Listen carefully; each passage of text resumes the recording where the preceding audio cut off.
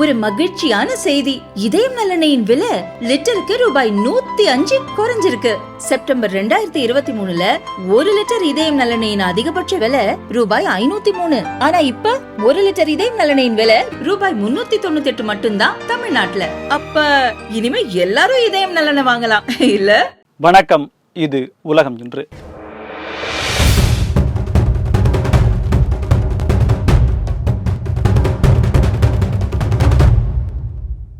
கடந்த 22ஆம் தேதி இந்தியாவினுடைய சுவிட்சர்லாந்து என்று அழைக்கப்படக்கூடிய காஷ்மீரில் இருக்கக்கூடிய பஹல்காம் அப்படின்ற இடத்துல தீவிரவாதிகள் நடத்திய தாக்குதல், அதில் பலியான அப்பாவி சுற்றுலா பயணிகள் 26 பேர்.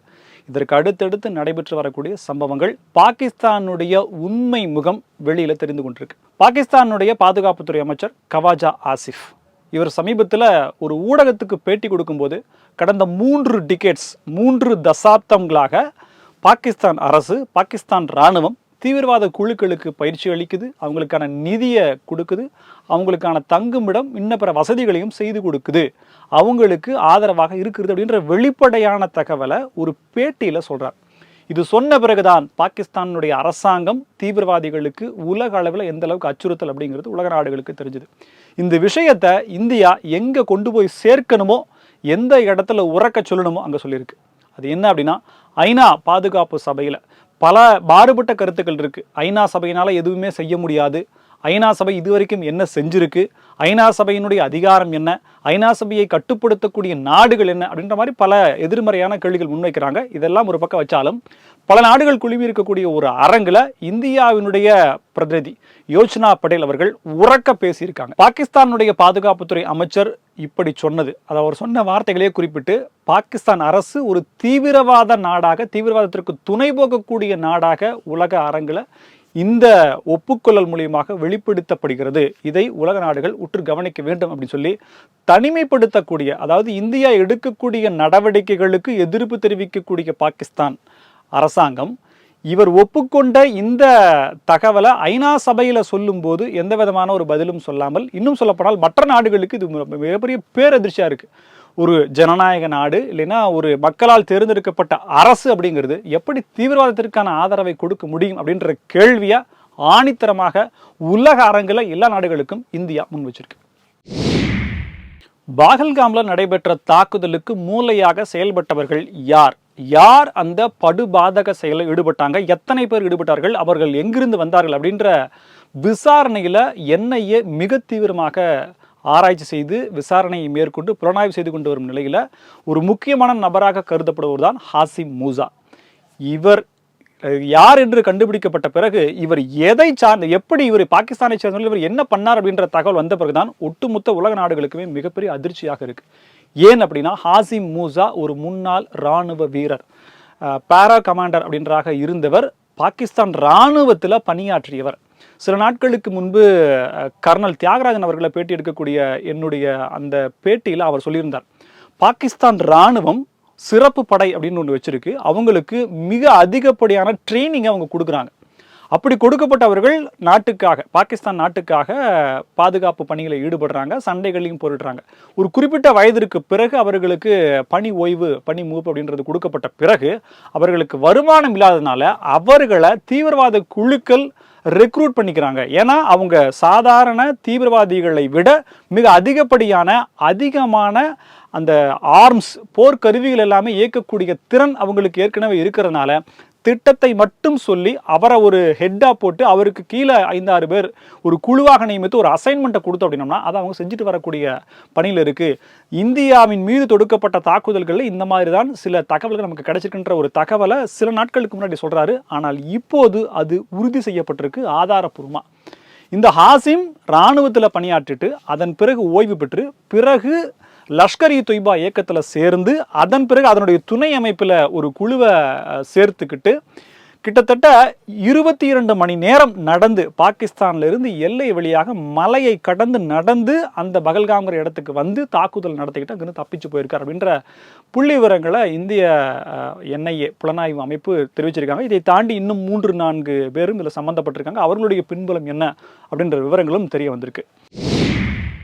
பாகிஸ்தான் மீது இந்தியா போர் தொடுத்தால் ஏன் தொடுத்தால் அப்படின்ற சந்தேகத்தை சொல்கிறீங்க அப்படின்னா, அது பல விஷயங்களை சார்ந்திருக்கு. இந்தியாவும் பொருளாதார தாக்கத்தை ஏற்படுத்தும் அப்படிங்கிறதுல மாற்று கருத்து இல்லை. எல்லையில் பாதுகாப்பு பணிக்க மில்லியன் அளவிற்கான டாலர்கள் அளவிற்கான ரூபாய்களை செலவு செய்து கொண்டிருக்கும் போது, ஒரு போர்னு வரும்போது அதற்கு இழப்புகள் 2 பக்கமும் தான் இருக்கும். அப்படி இருக்கும்போது போர் தொடுக்கப்பட்டால் பாகிஸ்தான் தாங்குமா அப்படின்ற ஒரு கேள்வி இப்போது வைக்கப்பட்டிருக்கு. இதற்கு அடிப்படை காரணமாக சொல்லப்படக்கூடியது பாகிஸ்தானில் இருக்கக்கூடிய நிலவக்கூடிய பொருளாதார பண வீக்கம். 1 கிலோ அரிசி கிட்டத்தட்ட 340 ரூபாய்க்கும் 1 கிலோ சிக்கன் 800 ரூபாய்க்கும் இன்னும் அத்தியாவசிய பொருட்கள் ஒரு ரொட்டி ஒரு நாளைக்கு 3 வேளை ஒரு நடுத்தர குடும்பம், ஒரு அடிமட்ட குடும்பம், அதாவது வறுமை கோட்டுக்கு கீழே இருக்கக்கூடிய குடும்பம் சாப்பிட்றது அப்படிங்கிறது மிகவும் சவாலான விஷயமாக அங்கே பார்க்கப்படும் நிலையில் இந்த போர் அப்படிங்கிறது பாகிஸ்தானுக்கு தேவையா அப்படின்றது கேள்வியாக இருக்குது. அங்கிருந்து வரக்கூடிய செய்திகளாக இருக்குது. ஆனால் இதை ஆட்சியாளர்கள் உணரவில்லையே.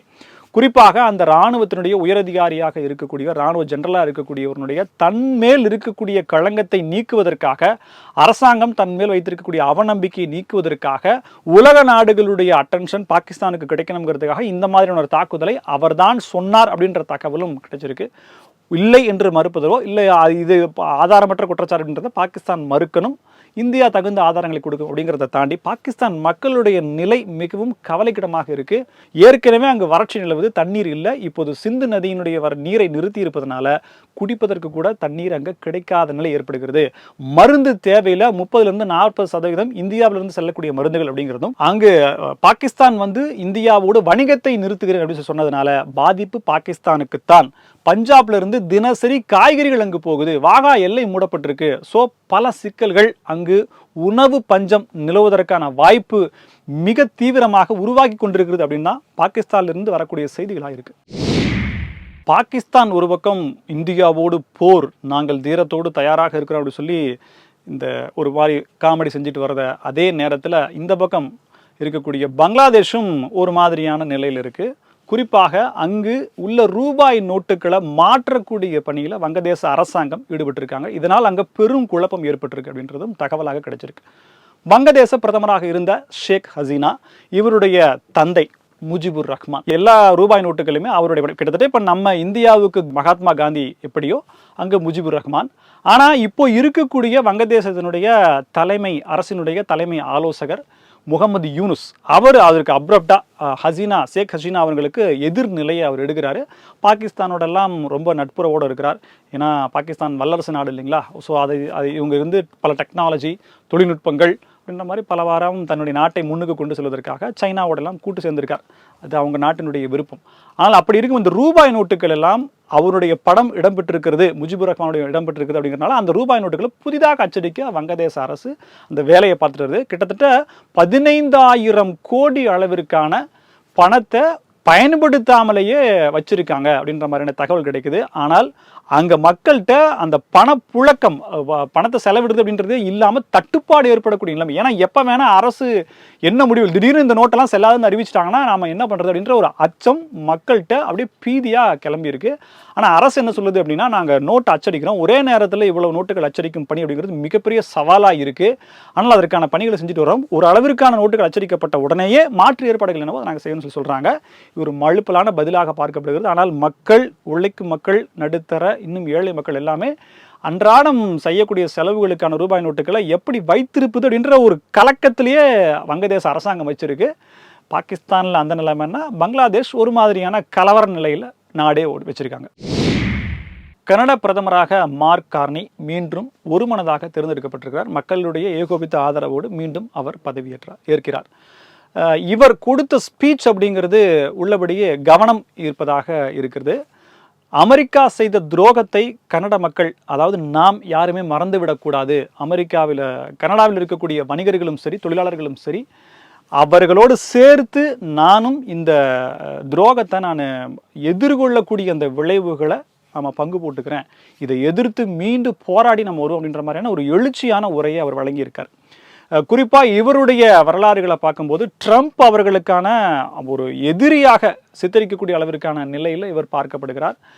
கனடா பிரதமராக ஜஸ்டின் ட்ரூடோ அவர்கள் இருந்தபோது நடந்த சம்பவங்கள், அதன் பிறகு ட்ரேடு வார், கனடாவுக்கு விதிக்கப்பட்ட வரிகள், அதன் மூலமாக பாதிக்கப்பட்ட கனடா அப்படின்ற பல விஷயங்கள் வரும்போது அமெரிக்காவை ரொம்பவே கடுமையாக சாடி பிரதமராக மீண்டும் ஏகோபித்த ஆதரவோட பெரும்பான்மையோட பதவியேற்க உள்ள பிரதமர் சொல்லியிருக்காரு, கனடா பிரதமர் சொல்லியிருக்காரு அப்படிங்கிறது உலக அரங்கில் கவனம் பெறுது.